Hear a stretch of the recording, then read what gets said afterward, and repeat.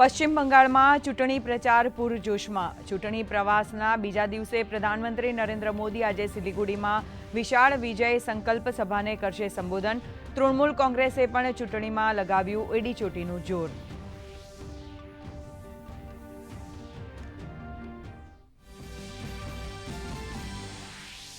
તમિલનાડુ વિધાનસભા ચૂંટણી માટે તમામ પાર્ટીનું એડીચોટીનું જોર। ડીએમકે, એઆઈએડીએમકે, ભાજપ, કોંગ્રેસ, ટીવીકેના સ્ટાર પ્રચારકનો કરી રહ્યા છે પ્રચાર।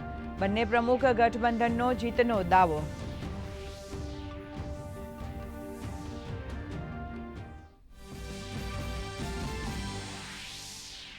વિદેશ મંત્રી ડોક્ટર એસ જયશંકરે અબુધાબીમાં યુએઈના ઉપપ્રધાનમંત્રી અને વિદેશ મંત્રી સાથે કરી મુલાકાત। વર્તમાન ક્ષેત્રીય મુદ્દાઓ પર થઈ ચર્ચા। ભારતીય સમુદાય સાથે પણ કર્યો સંવાદ।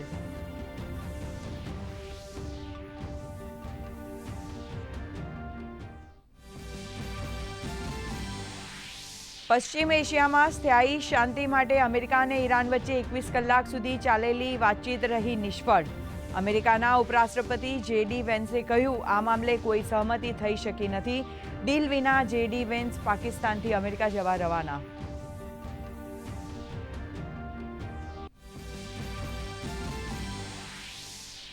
ચૂંટણી પહેલા અનેક બિનહરીફ બેઠકો પર લહેરાયો ભાજપનો ભગવો। 55 બેઠક પર ભાજપ બિનહરીફ। કડી નગરપાલિકામાં 22, નવસારીની 11, વલસાડની 5 બેઠક બિનહરીફ।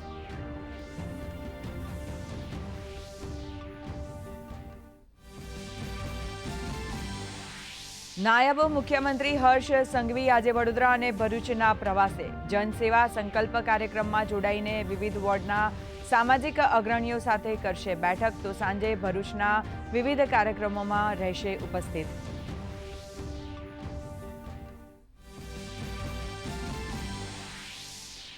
રાજ્યના 6 જિલ્લામાં આજે ટેટની પરીક્ષાનું આયોજન। કુલ 1,65,000થી વધુ ઉમેદવારો આપશે પરીક્ષા।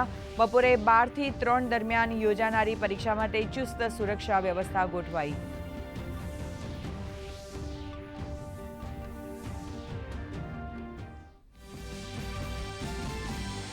રાજ્યમાં અંગ દઝાડતી ગરમીની થઈ શરૂઆત। અનેક શહેરોનું તાપમાન 43 ડિગ્રીને પાર જવાની આગાહી। આજે સૌરાષ્ટ્ર અને કચ્છના દરિયાકાંઠાના વિસ્તારોમાં ગરમીનું યલો એલર્ટ।